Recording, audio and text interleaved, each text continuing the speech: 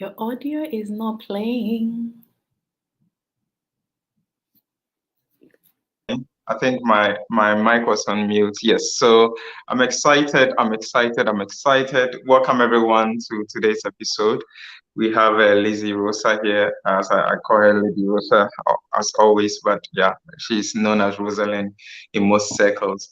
And today's episode is going to be as exciting as we always do on people who inspire.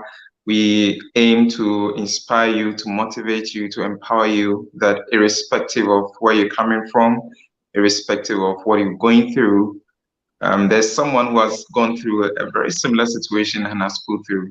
So we hope that this series would be a source of inspiration and you would glean one or two lessons from today's episode. Today we are talking about a very not much talked about subject in Ghana and especially in Africa. But more importantly, we are going to get to know our guest even more. We'll get to know her journey, her best food, where she was born and all that. So Rosalin, welcome to People Who Inspire. Thank you so much for being part of the episode for today. Thank you so much for having me, Prince. I'm so excited. Let's keep it going. Same here. It's been so long. I think we're talking earlier, and I think the last time we really had a face-to-face conversation was somewhere in maybe 2015, thereabout. Also, so it's been a long time. Exactly. And I can see you've also been very busy. A lot of things have happened, and I'm sure as we start the conversation, we get to understand what has happened during that period. But more importantly, everyone watching wants to get to know you, and also to understand the topic of dyslexia and all that. I would want to kick the ball rolling if you don't mind.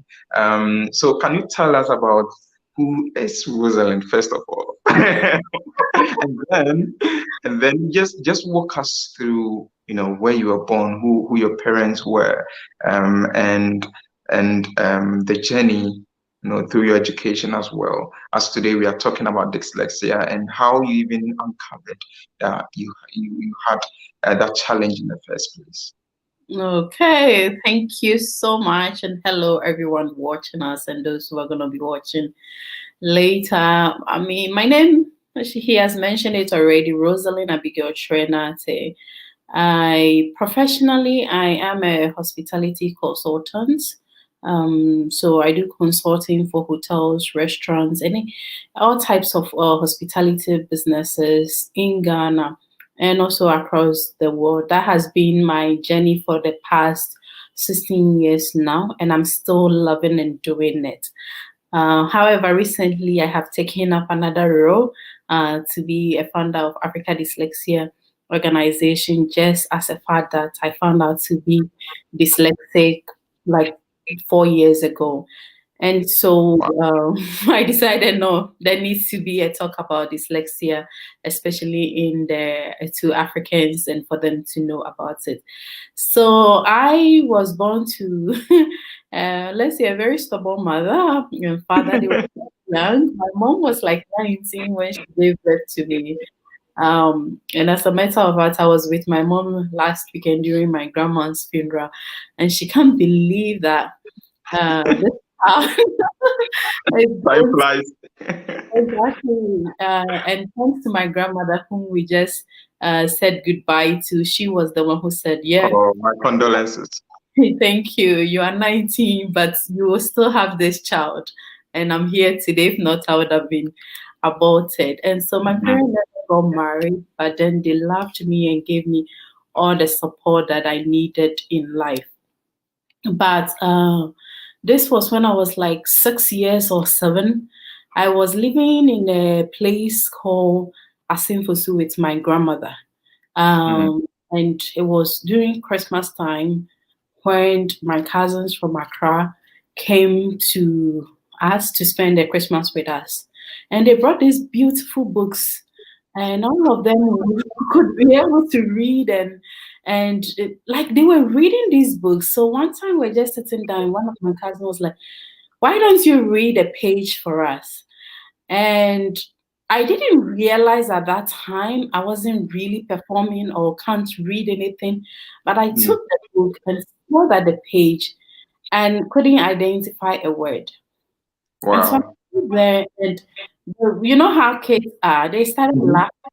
They'll Oh, tease you. teasing me and laughing and laughing and laughing. But for me, it was scaring, and I started shaking, and everybody was like, "What's wrong with you? What's wrong with you?" And so I ran away, went inside the room, and started crying because all the Mm. kids who came, even the ones that I was much older than, were able Mm. to read. And so when they left, I started worrying my grandmother, saying that in my mind as a child, I thought that maybe because I'm living with her in a sinful suit Ah, okay. and I'm not in the city going to some of the good schools these ones are. So I started worrying her that take me to Accra, take me to my parents, take me to my parents. And so I'll go to town, cause a whole lot of troubles, and they'll come after my grandmother. So it got to a time my grandmother was like, you know what, I can't take it anymore. Let me call for your dad to come for you. And so my dad came and for me. And then when we came, he said, well, you can live with me in Accra. They took me to my cousins whose dad was an army officer at that time at the Vema camp. He also said, I've heard about your stubbornness. I can't take you here. You know why I'm laughing? The way you are cool and calm. I'm just trying to imagine. I was so stubborn. And that could tell you a child who is super aggressive and wants to have Mm. things changed. Um, it was my way of just worrying her so that she could agree that, okay, you know what, I'm going to take you to your parents. And so I succeeded, but all the places I was expecting to live, they said no to me. And so I just ended up staying with my aunts in Suhum. And it was a fabulous life I had with her. She didn't have a daughter and she had only one son. So I was basically her child. So dates people think she is my real mother, which I love Mm. her so much. During the Zoom time, I mean, it was the same. I go to school and read. I can't read. I'm in class 6 and I still cannot read. And they will do dictation and I will be beaten. You know, when you go to school in the morning, the mental health sessions. So if they Mm. are going around 5 times, the probability that I will receive all the 5 canes is possible because I won't have any. Mm. Right. Mm. Now, Wow. I started developing a strategy for reading because they will ask everybody to read a paragraph. So I identified a girl who could do very well in my class and became friend with her. So I would convince her, listen, let's sit at the back, and then I'll start counting heads to know which paragraph I will be reading and ask this lady. Ah. Anna, Anna said, do I ask her to kind of read to me frequently? And friends, guess what? It will get to my turn and I still will forget everything the girl has said to me. And so I Oh. receive things. And I was very bubbly and very nice. Like apart from like after the classroom, I'm super super nice and sweet person. And so students were making, oh yeah, you only know how to do this outside the classroom, but you're not Mm. performing. And some would even tell you are so stupid, you are so lazy. Um, I still didn't understand. So for me, it Mm. was like my bone. There is nothing that I know. I'm not good. Yeah, they say I'm not Mm. good. Mm. I started accepting it. Unfortunately for us, we were living in a compound house. And in the compound house, every child was bright except me. Mm. So it was Mm. very frustrating for my aunt who couldn't really make sense as to why you're going to very good school and you are still not performing. And none of my teachers really took interest in me to say, Mm. Mm. okay, if you're not performing, what do you really like to do? One of them, I don't even want to remember his face, would sometimes remove her shoe and beat you with it instead of the cane. And that was how bad it was. Mm. And I think with all those beatings and laughing and teasing and all that, I started becoming very stubborn. Around the age of 14, thereabouts, Mm. I one day woke up and wrote a letter and said, and to date, my dad teased me with that letter because at my age, the letter I wrote down, and if you look at how my spellings and grammar was, it was so bad. But basically, the letter meant that I've had enough. I can't take it anymore. I've taken this amount of money and I'm gone. So Whoa. I left home for 2 weeks. I took the money from Suhum, went to Florida, and it was safer because my aunt was working in Ivory Coast. So it was safe. Mhm. I went to the Forest Bureau, changed the money, Whoa. bought a car, came to Accra, and for 2 weeks, nobody knew where I was. Whoa. Yeah, they had reported to the police searching for me. Rosalin is missing. She's missing. My luck was I used the payphone. You know, that time you can go to Hmm. space phone. Yes. I Space to used space. to call somebody in Suhum to say that, oh, this is what I have done. But please don't tell my parents that I've called you. Just know that I'm safe. I was somewhere in Nungwa. So when I handed over the phone to the person, and it wasn't far from where I was staying. So the person called back and said that the girl that just called, where is she? Mm. We are looking for her. Mm. And so I see her all the time here. She just left and went to this place. And so if I come, would you be able to show me? And that was how they used in tracing me and Mm. back to rescue me. If not for that call that I made, I actually don't know what kind of life I would be in. Yeah. Yeah. Wow. Yeah. Wow. So This I is think thank you. I came back to home, and even my school at that time was like, you know what? You were so stubborn. We can't have you here. You're gonna kind of influence our students here. And so they asked my parents to advise themselves. So I had to change school. So Prince, to cut the long story short, at the age of 17, turning 18, I was still in JHS 3. Um, wow. mhm. Wow. I was still in GHS 3. And at this age, I still wasn't able to read and write. And so, Seriously, wow. yeah, And all this while, like none of the teachers could, let's say, sit down and say, okay, so what really, like to even just be curious, to no, find out why is it so? no, Wow. no one, no one.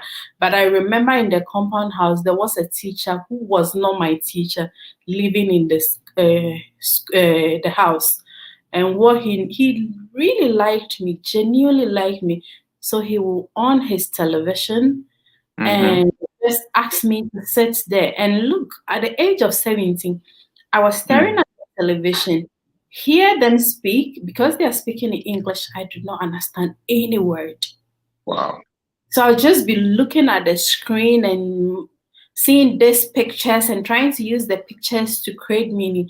And almost every time he will get the opportunity, he will ask me to sit in front of the television. So I started becoming very curious about, okay, this and that. And then especially foreign news, and you see this beautiful place somewhere Mm. in another land. And I started becoming very curious and being like, no, I want to travel abroad. I want to Mm. travel abroad. So my mindset changed and it was just like, I want to travel abroad. I want to travel abroad. But that's he left the house and then it Mm. became just me alone. But in GHS, when it was BEC time, I really wanted to complete GHS because now I'm getting old. But Exactly. Yeah. the school Wow. was like, we can't register you as part of our candidates to write for the exam. So they called my parents and said, the child is not performing. We are afraid if we add her to the candidates, she's going to bring our scores down. And so we can't register her. And this was one of the best schools in Suhum. And Mm. so they advised my parent that you can register her in another school in some village if you want. That if you are concerned she's outgrowing the class, then you can do that. And so my parents was like, okay, why not? So we went to a village, and there was a headmaster whom, may he so rest in peace, he's passed on. My mom narrated a story to him and said, well, I don't have a problem. I will add her to my candidate to write the exam. So for me, during the BEC time, and we were going to write, I didn't sit in class with my original schoolmates to write the exams. I traveled to this place that had never put anybody there and sat in my Wow. room and wrote the exams. But the lesson here is just ask yourself, how does it feel? Even when Exactly. you change school and you're a Mm. newcomer in the school, your first 4 weeks, how do you feel to even Mm. fit in? And this is a young lady in her teens Mm. or Mm. 15 being asked to go and sit in a class to write exams with people she's never met before. Never met. Yeah. Everybody's going to be like, who is this? Who is this? And Mm. the school I was going to wasn't we were not wearing the brown and yellow uniform. But here Mm. is because of the exams, my parents have to sew me You that, have to show. Oh man. Yeah. and I had to be in, and so I went through really a lot of emotions and Mm. rejection at that very moment. But I was a child, or I was a young Mm. girl. So for my parents or people around, I don't even think they realized the damage that was doing to Exactly. me. Yeah. I went Yeah. through the day of the BEC, or week, or how many days we wrote. There was nothing in the booklet that I knew Mm. how to pronounce. I would see like there or is or something, but not really anything. But I Wow. managed, wrote the exams, and the school was not kind of far from the truth. The result Mm. came and I had failed. I had 31. Wow. Wow. Yeah. Wow. And let's say, like during those times, as you're narrating, I mean, one thing is just clicking in my head that okay, so during those times when all this was happening, I mean, as a young person, did you have any like someone you looked up to at one point in time during that whole episode, or it was like some form of inspiration? How did you like really kind of motivate yourself really? Really? Okay, so at that time, I really didn't have anyone. But Mm. when I was growing up in our area, there was this girl who had come into the scene of movie. She didn't last for long. Her name was Susie Williams. So Oh, Williams, yes, I remember her. a lot of people, I have this green dress that I used to wear, especially when I wear that dress, everybody was like, you are like a twin of the girl, like you are a twin of Mm. Sweet Williams. Mm. However, in my mind, because I look at this girl and she's performing so well and speaking English, and I am not up to that standard, my mind was always rejecting that I'm like her and I could even be acting or something. So this Mm. that I was like, okay, they say I look like Susie Williams and that's it. But Mm. I wasn't looking up to her in Mm. anything because I felt like I was never ever going to be able to do what she was doing. But I Oh. had a good friend. Mm. Uh, his name was Evans Akotolati. So Mm. he was the one, and this was where our friendship really started. Even though he used to be, he was one person who used to encourage me, like, you can read, he'll give me books and stuff and Okay. teach me how to read. But when I failed the BEC, Easy. Mm. that was where we really came close. He was because everybody was like, maybe you should learn how to sew or do hair or something of that sort. And Mm. I mean, those are careers. Mm. Absolutely. I say big kudos to everybody who does it because they have passion for it. Mhm. I was forced to have gone through any of them. It would have been Mm. a wasted time of mine and they would have wasted my talent. Exactly, your abilities. Yeah. Yes.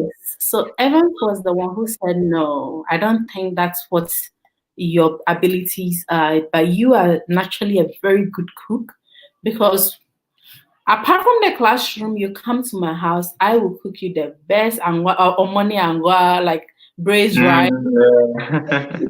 I wasn't taught, I hadn't then been taught how to make pie, but I could find a way to make pie and other stuff. So he felt like my natural skills were cooking. So he advised that I should rather go to a catering school than to go and do hair or something of that sort. And so he was the one who helped me to buy a school form for a vocational school and get the admission. So we went to Kuforidia, bought the forms, filled it, got the admission, and I took it to my dad, who at that time was so furious. He was like, "You're gonna waste another money because Oh boy, yeah, catering school is expensive. You're doing private expensive. house every week." But I said, "Give me another chance." So on the day he took me to the school, I remember, and he always says, even till date, he says, when I took her to the school, I just told the proprietor that I'm just bringing her here. Just allow her to walk through your school. I have no expectation for her. Those were the words of my dad. Wow, And so wow. he left me there, but for him, he didn't know that that was actually the environment I needed. And I Mm, don't think anybody knew, but for Evans, he probably also didn't know that was going to be my turnaround. The catering school gave me like everything I am today. wow. Yeah, it was like the foundation ground for me. And it is so today I understand why it was, but before it didn't make sense. But Mm, I started becoming very interesting in school. I loved what I was doing because I was using my hands. It was practical. I tell people that it was the first time in my life that when I say banana, I could actually have an actual banana sitting in front of me and feeling it and seeing it, or probably even eating it. We used to measure a cup of flour and I could measure it. And so you hear words and you can also have a picture relate with of it. exactly.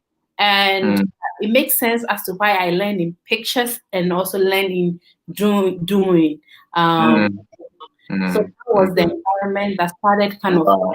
helping me to open my mind. And so the term ended, my dad came for me, and the proprietor of the school asked him, "Is this the same daughter you described as you have no Mm, expectation mm. for her?" I said, "Well, yeah." She said, "No, I don't think so, because look at her result, look at what she has done." And Wow. my dad said, "Are you sure? Are you sure you hasn't copied or you haven't made a mistake from the result?" And the woman said, "No, you can't do that in this school." And so for Wow. me, those it was my first time in my life that somebody has taken time to praise me that I have done something good. Because Mm, all these years, it was like even the good things I do were not recognized because everybody was so focused on my reading, my writing, and performance in school. So this woman said that to me, and I was like, "Hey, I've had my moments. Man, I'm never going to give up this." never giving up, never going back. I think really that was the moment of self-confidence. As I remember very well, also growing up in a compound house. I mean, I grew up in a police barracks, so I understand from your point of view that I mean, and it's now that it dawns on me the importance of speaking, good and encouraging words to children, especially if you know that, let's say, they are struggling in an area. That is even the more the reason why, as a parent, you need to speak words of encouragement. I mean, imagine that moment when someone, I mean, in this case, the head teacher of the catering school, gave you that compliment and gave you that, it kind of, boosted your morale. So it's Yeah, really important. Yeah. it did a lot to me. So as I was in the car going, in my mind, I was just like, you know what? This is going to continue. I'm never going to give up. I went Mm, home. Evans and I got in touch. I told him everything. He said we were going to do this together. So now Evans became like the mentor in my mm, life.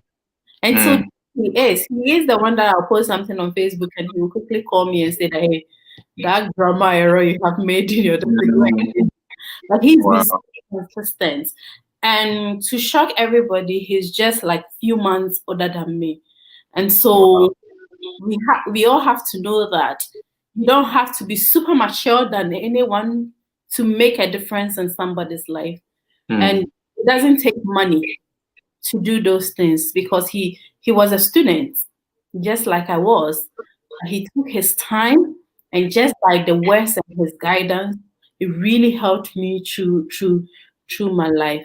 And so I Wow. went back to the school, and this time around it was like nonstop. And that if I was actually that place where my giving back to the community or Mm. volunteering spirit started. So I enrolled into becoming a peer educator. I was going Mm. Korea educating other students in other schools about sexual education, HIV and AIDS with the Red Cross. I became very, very studious academically as well. And for some reason, my reading started picking up. I mean, so days I still Oh. receive words that I can't pronounce to shock you.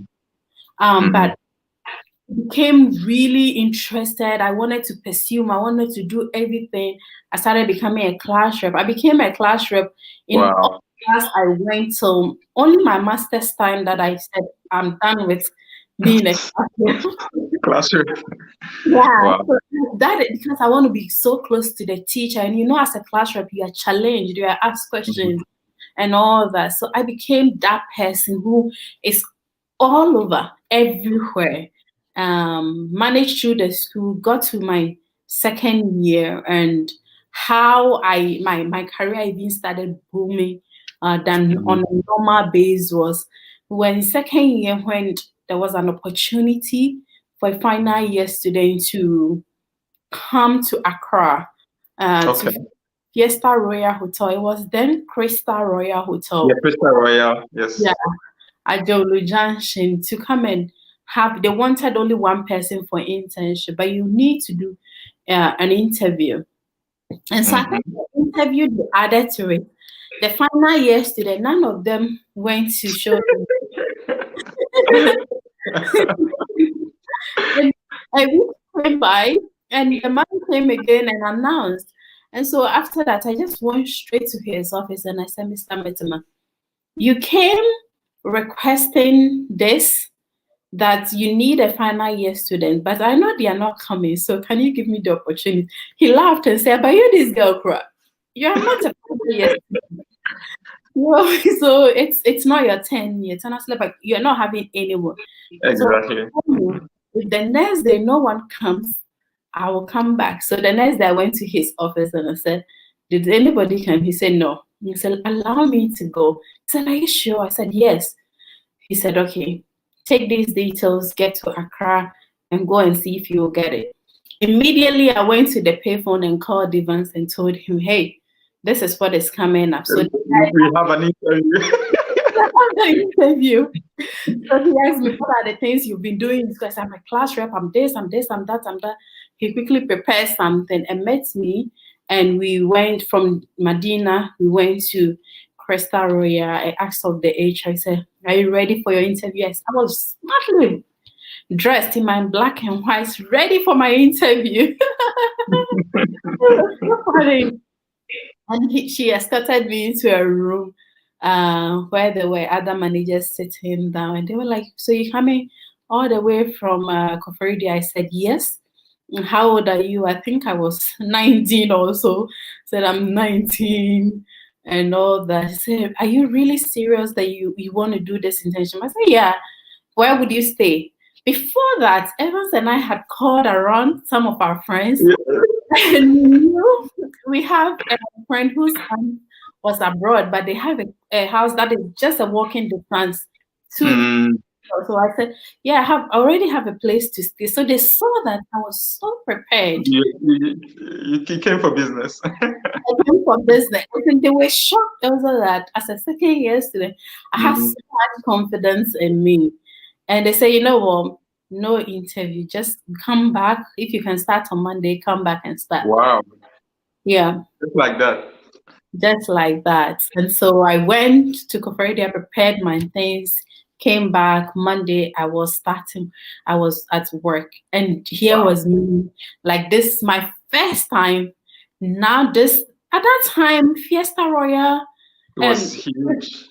was It was huge. it was huge. I remember very well when it was freshly constructed and renovated, and like the lights, it's huge. Jolly Yeah, Junction, I remember. Oh man. like, so it's like one of the best. Like when it comes to Yeah. police and stuff, one of the best hotels. And so here was I, and I was in this hotel. And really, what stood out was, I think, 3 weeks into my internship, they mobilized all the students, was asked, you need to do internship, and put everybody in a van to go and drop them off at their various destination. But because I think I had the best internship.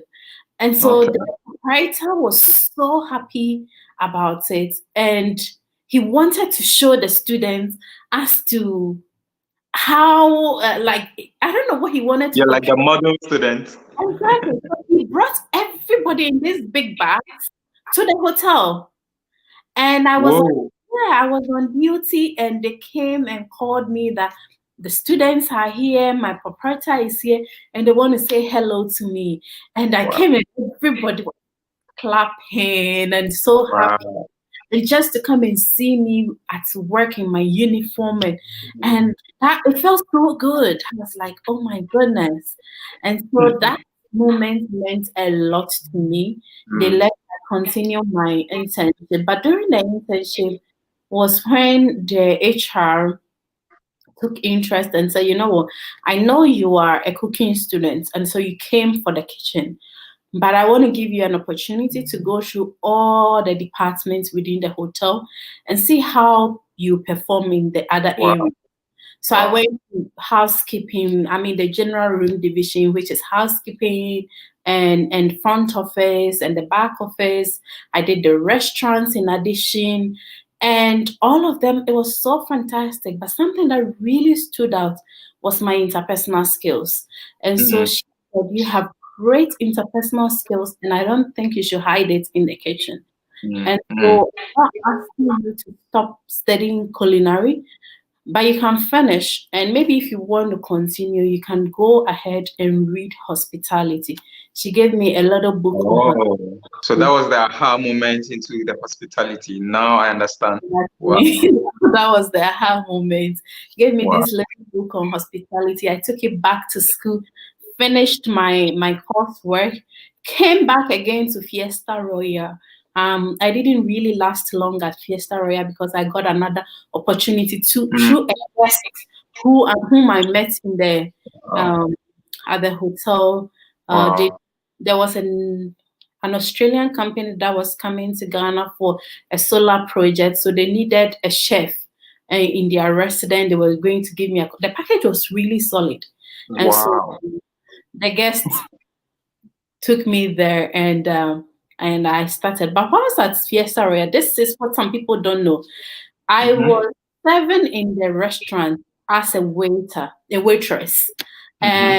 and people complain in small positions. But for me, waiting in the restaurant was an experience. My first time to see $1 was at the restaurant where I was Wow. taking $100. I was at the age of 19, turning 20. Really? Mm-mm. $100?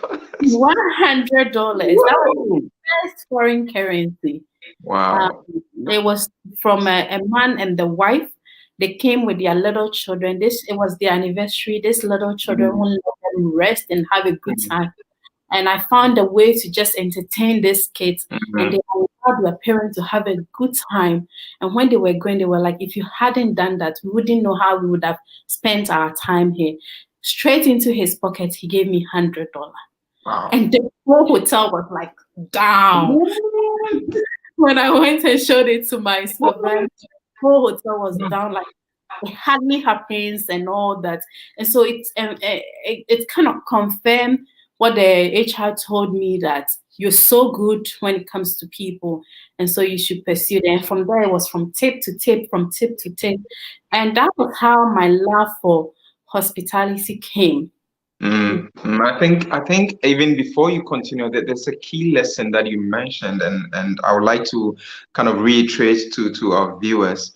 Um, First of all, the first lesson is that it takes someone to really believe in you. You know, sometimes you go through so much in life, and it takes a word from someone, and then it kind of gives you that confirmation that you are good enough. I mean, if you look at the HR lady who, I mean, wherever she is now, I'm sure in her mind she was just trying to help, but that meant so much for kind of defining the next chapter of your life.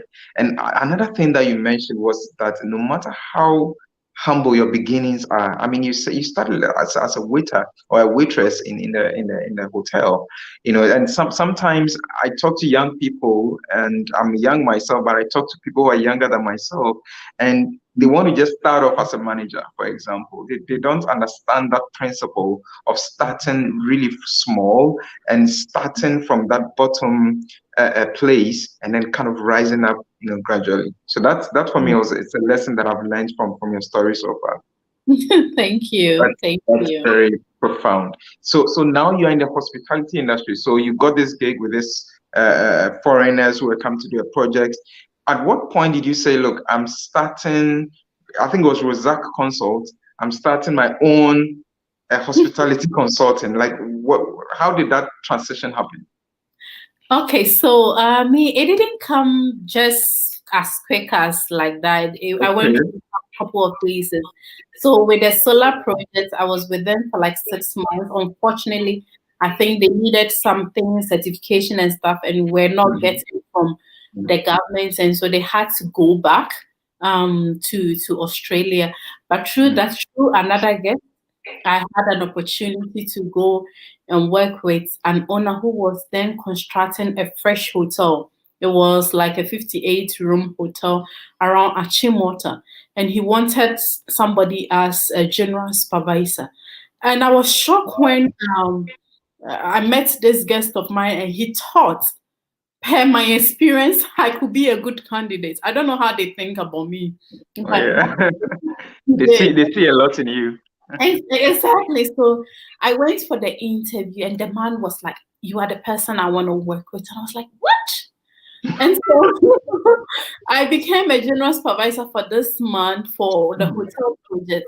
And mind you, I'm just from a catering school. I've spent only Mm. 3 and my official place of working was Fiesta Royale. And so, why do you think you have? So this was what I did.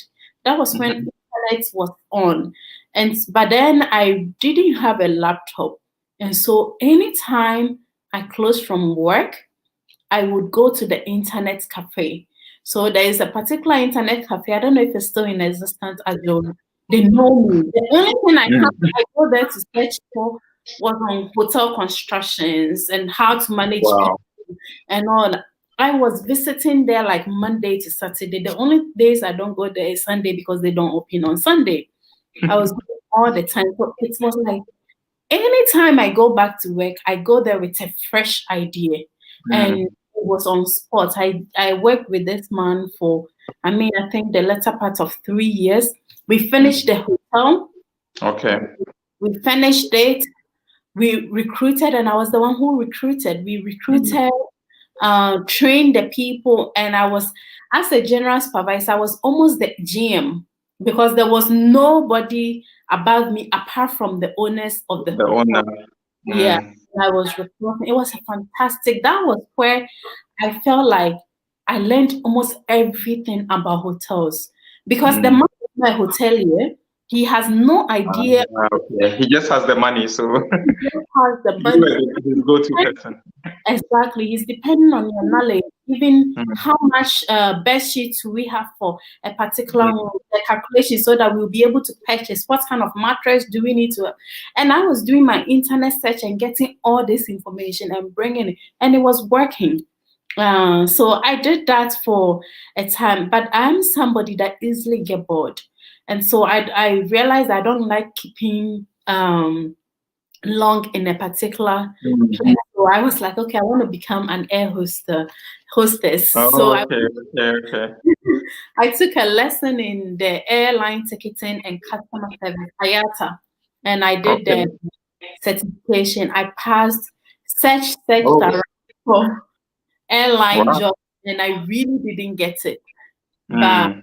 just when I was about giving up, one time I was working at Joel with a friend, and two men saw us and said, "Oh, where can we buy woodin?" And from their accents, you could sense they are Nigerians. And I said, "Oh, you could go to Mm. Osu." So, but where is Mm. the place? I said, "Oh, if you take a taxi, I can go with you." And my friend Mm. was, "Eh? You're going to go? You You're going don't to know them from anywhere. And exactly? You're going to go with them?"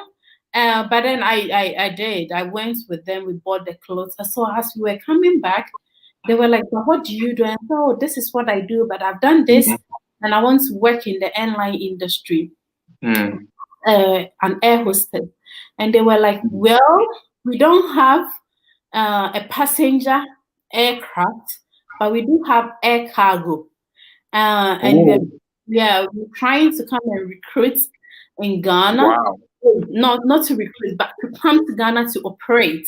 To But operate, to set up. yeah, so we can have your CV and see what we can do." I gave them my CV. They went back to Nigeria. A week time, I was invited to come to Nigeria, and they paid. Wow. That was Are my you first, serious? yeah, my first international trip. They paid for my ticket for me for 1 week. I went to Victoria Island, had my interview, everything.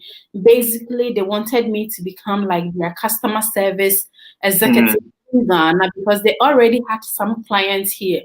And so to Okay. come for them here until they come and set up here. And so I started working with these guys. It was a fantastic experience, and they were fighting on their license to come and operate their air cargo from here. But it did Mm. not happen. Mm. The money to pay was too much, and so Mm. they decided they will go to another country instead. Okay.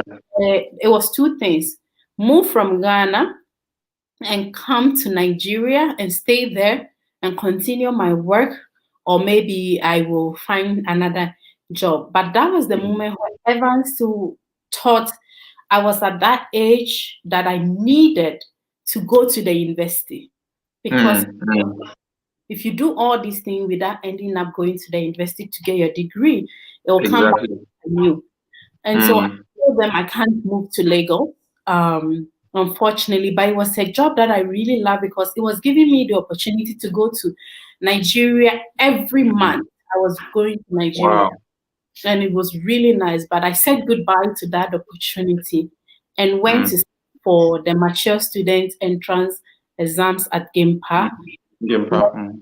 Yeah, and got the opportunity and started for my Wow. bachelor's degree studying hospitality. Wow. Wow. I Yeah. think I think for me the story it's so captivating. I mean, listening to you and how far you have come. I mean, so now this is, I mean, if I just look back at what you just shared with us, I mean, at 17, 18, you could not even, read or write. And here you are in Gimpa, and you also have a master's from Switzerland. I mean, this it's almost like a script, that's been written for like a movie, but it's Yeah. real. And for me, that's the motivation that I get. And what I want to ask now, getting closer to the topic, is that at what point you said you identified that the root cause of why you could not read or write was dyslexia, and at what point did you come across this information? And one, at what point? And then the second question is, if someone is watching, right, either they have a child or they themselves, like, how would you know what is first of all, what is dyslexia in the first place, right? So what is it? And then at what point did you find out that I'm dyslexic, for example? Okay. Right. So, I mean, dyslexia basically means difficult with reading, writing, and decoding words. Okay. It is something that is not really common to us, but it's very common in the world. It is estimated that 1 in every 5 people you meet, the British will say 1 in every 5, the US will say 1 in every 10 you meet Wow. probably dyslexic. So that means if you have a class of 25, the probability that you are having 5 or 3 people being dyslexic is real. Wow.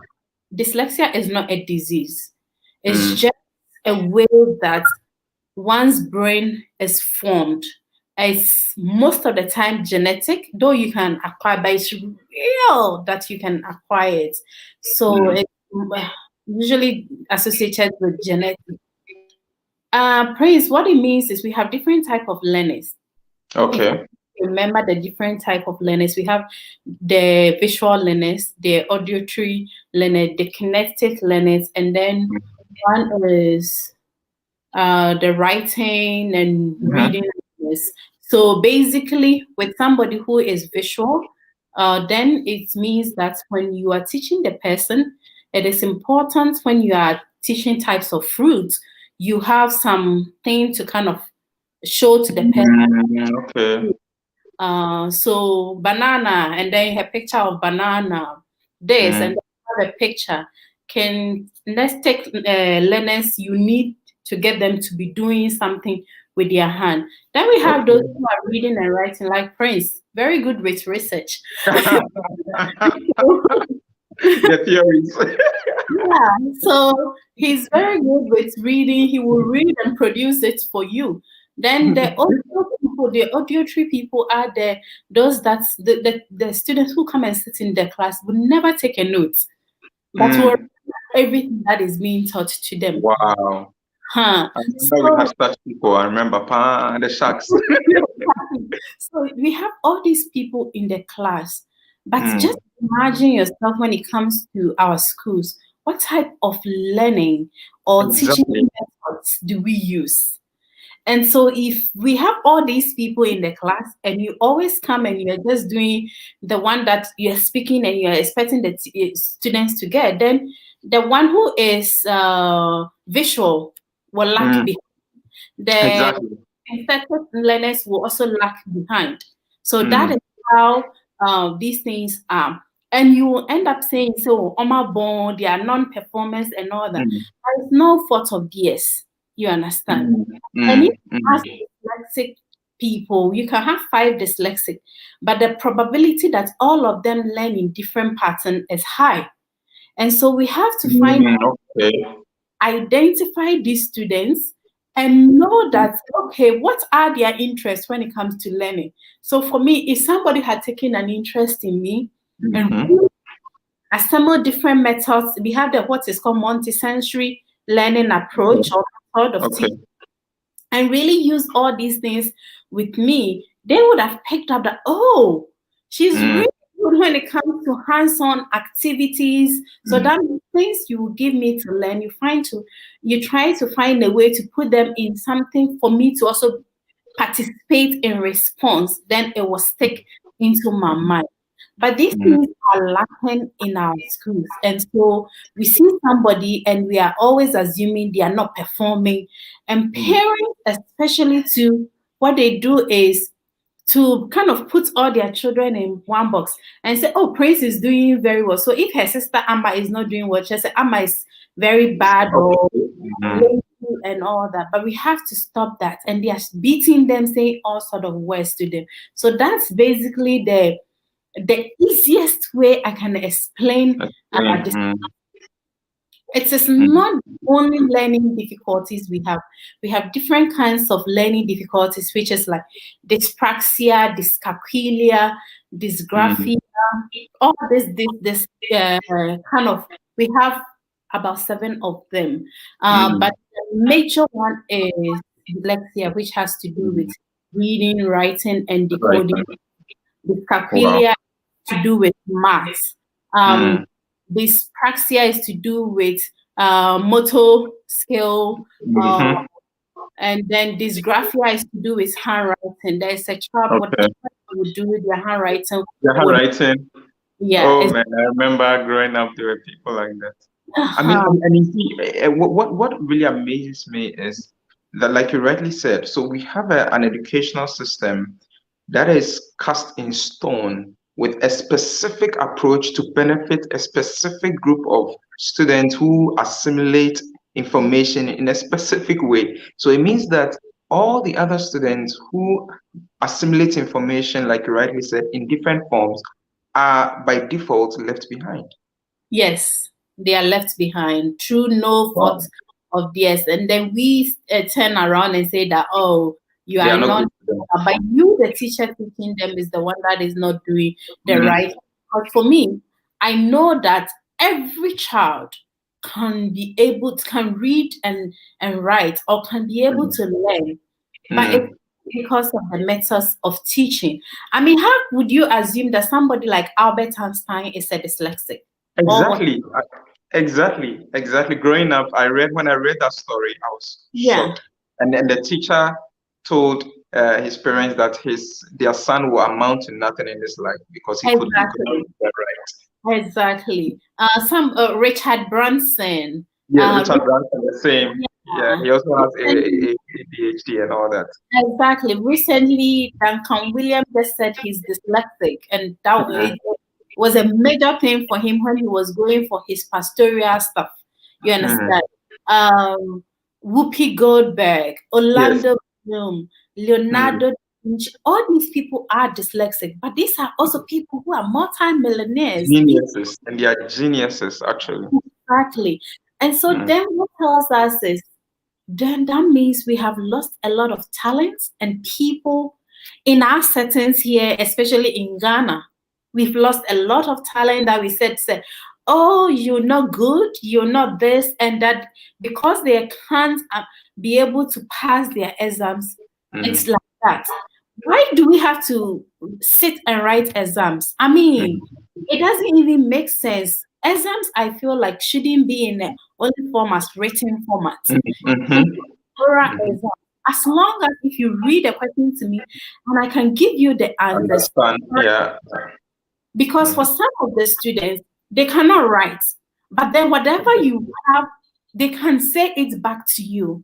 And mhm. so these are the challenges. But for me, all these were not picked up, and I never got to know about it until, let's say, 4 years ago. It's about 4 years.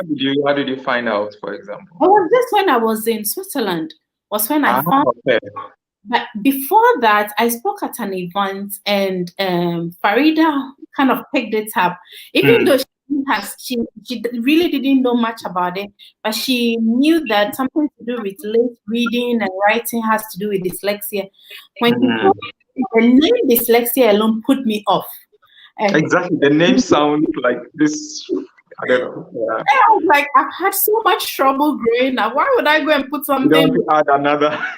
So I ignored her, but it was the same year I was also in school, and I was doing this lesson with one teacher of mine. He picked up and said, "Hey, I need dyslexic," and I was like, "Excuse me." And so he Mm. started getting information to read about it. Went on the International Dyslexia Organization website. They have a tall list of checklists. So he asked me, Ah, and I ticked everything. And whoa, wow. a wake up call for me, and I was like, could it be? Because even when you met me at Kumasi Hub, Mhm. Yeah. I still have my struggles when it comes to reading and writing. Wow. You need to Wow. take minutes, you are not my friend. So these are things I'm scared of doing. Write proposal, write letters. Mm. I Mhm. hate them. But I can tell you what to write in it. What to write exactly? Exactly. So Mm. I went for the assessment because you need to also have it assessed to really Mm. confirm if you are dyslexic. So I did Mm. the assessment and it confirmed. I still didn't believe. Came back to Ghana, looked for somebody also here at the Rich Hospital, and the person Mhm. had one assessment with me, and that was the person who said, "You know what? Accept it. Dyslexia is not a Mm. disease. It's Mm. the way your brain has been patterned and how you learn differently." And so she and I started breaking it down to the vocational school. And that was where the lights came on. And I said, oh, that was why. Ah. started doing it Wow. well because I'm somebody who is hands-on. When I do something with my hands, I will never forget. And so Wow.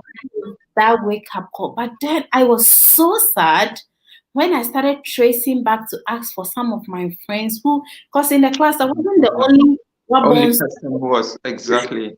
Oh man. Exactly. I started asking, where is this person? And then I would Mm. hear, oh, she's probably in a village somewhere who has 7 kids. And I'm like, how can that girl Oh. have 7 kids and not have a life? And Mm. it started becoming very sad. And that was the moment where I said, you know what? I don't care what Ghanaians will say. They can tag me what form of stigmatization words they will use, but I need to shine light on dyslexia. I need to shine light on learning difficulties and Mm. get people to really know that this is real. Mm. And have to be careful of how we name people or the words we say to people. To people. The reason why I've added African Dyslexia Organization Mm. to I like that because I think that mindset that you have that look, if there's an issue or a problem and I come in a position to address the problem, you go ahead and you do it. Because I mean, a lot of people would find out about dyslexia and they would say, okay, yeah, it's there, and that's it. But you decided to start the Africa Dyslexia Organization. So that for me tells me the kind of person that you have become. And for those of you watching, I mean, this again, Rosalie mentioned that even as at 17, 18, she could not read or write. Now, as we speak, she has a master's from Switzerland. She has a degree. Like, she's doing amazing things, a hospitality consultant. Now, Rosalind, my last but one question. So, in terms of the Africa Dyslexia Organization, what is the vision that you have? And can you share with us, let's say, where you want to take this organization within Africa? Okay, so I mean, I want to create awareness, advocacy, and really give support to people with dyslexia. The sad thing is, during my research, I realized that there is very little help to people with learning difficulties, even in Ghana here. And so, one, places to do assessments is none, practically none in existence. I've not even heard anything like that. Yeah, we actually have a national assessment center, but if I tell you now to Ah, take your child there to go and do assessment, if the probability the child will come out is high, it's very bad wow. question. Mm, Unfortunately, the 2015 inclusive education policy by the Ministry of Education and Ghana Education Service really throw light on disability. But then oh, disability, they throw light on the physical ones, so the CPs, okay. the deaf, and all that. But much attention wasn't given to people with learning difficulties because I Mm, think people feel like those are not disabilities. And I feel like for me, I don't call them disabilities because the moment I call it disability, then parents are trying to go. exactly. Yeah, exactly. Yeah, but the only way it also can be given help or recognized is to list it under the disability. Uh, Exactly. At the policy level, yes. exactly. So that's how it is. But then they have not paid attention. So our goal is to really raise advocacy for the governments or the leaders, policymakers to realize that, hey, this is serious and you have to pay attention to it. Otherwise, we're losing talent. And so we have been able to engage with the Ministry of Education and we are making very much headway. About 3-4 weeks ago, I was part of a few group of people who reviewed the next about to be launched to 2020 inclusive education policy. I was Wow. part of the team, and this was really a key subject on it, and I Mm, made sure the agenda was pushed forward. And we want to mm, take the same model back to other African countries. exactly. It is the same story over there. Our Mm, long-term goal is to mhm, really have an ultra-modern dyslexia awareness or learning resource center to train teachers, mm.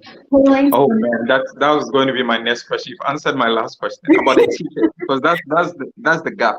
Yeah, to teachers and teach them. But currently, because of COVID, and we Yeah. started Africa Dyslexia Organization during COVID, what we do is we do online trainings. The last training we had close to 800 people being interested in it. Wow. We had training for them. We issue certificates.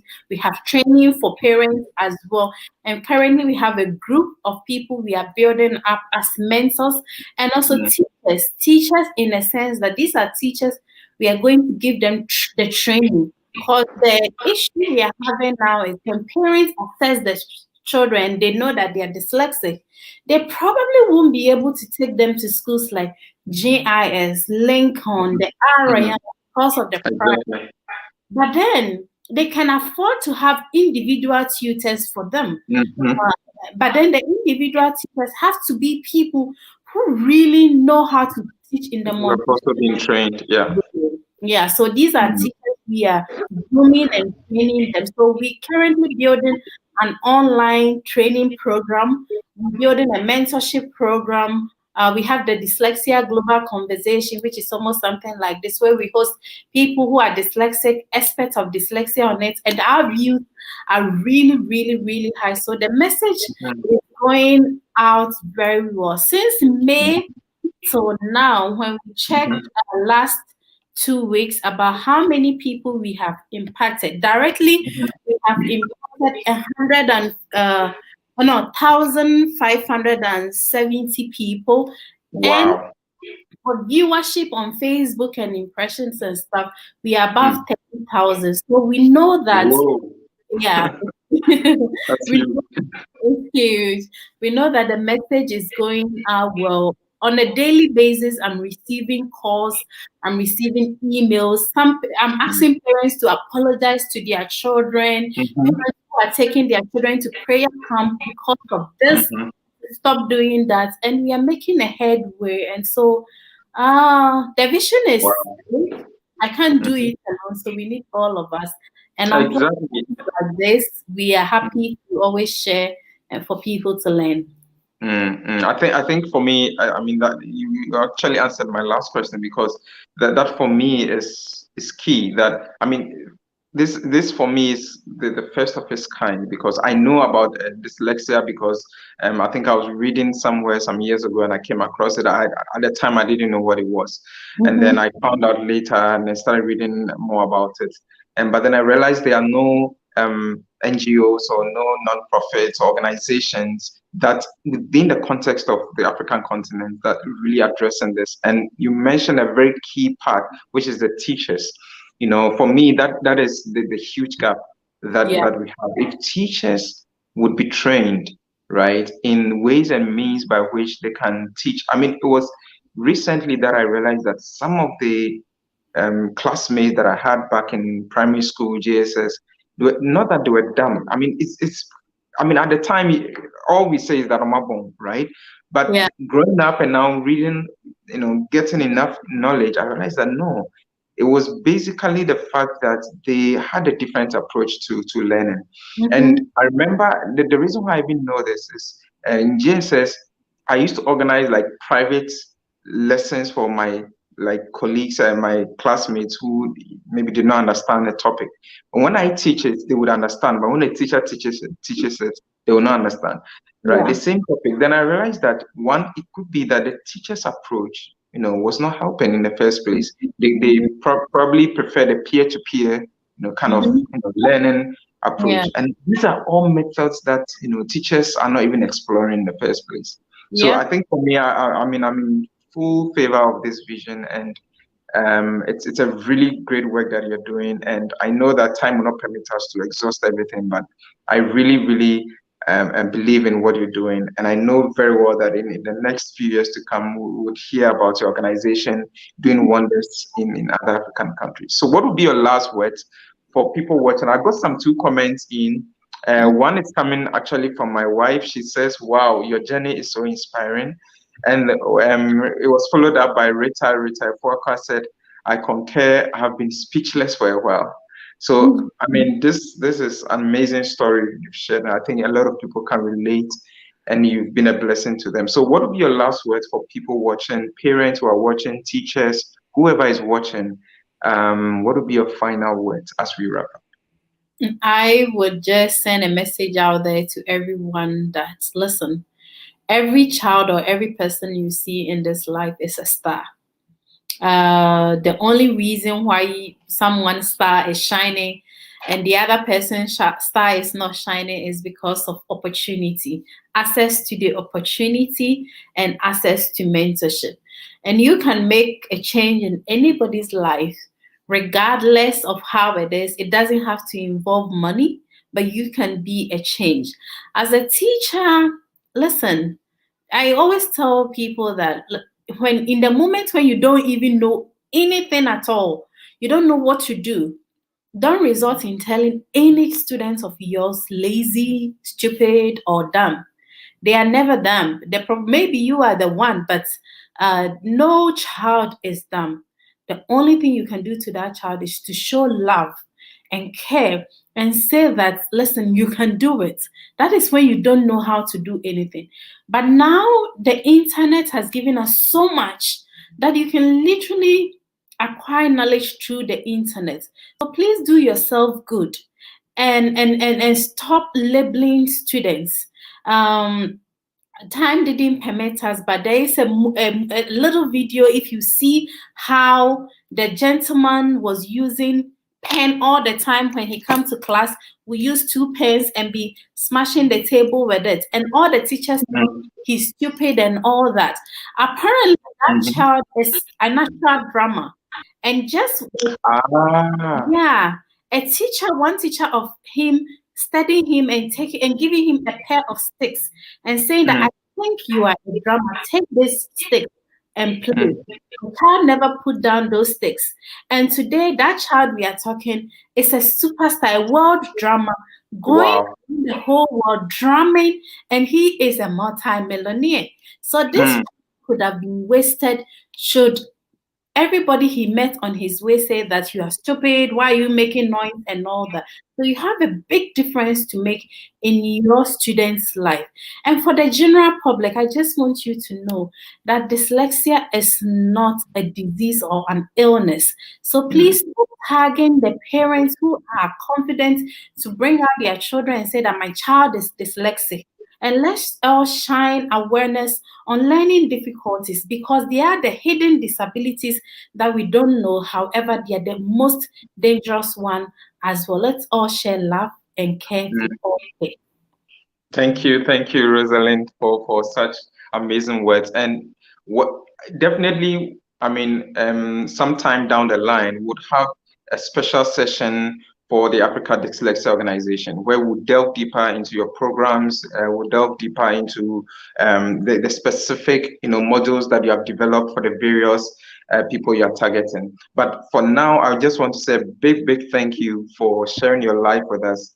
It's really, like, personally, there's a lot that I didn't even know, and now I'm looking back and I'm like, you are really a champion. I mean, to have looking at where you're coming from, to where you are now and where you're going.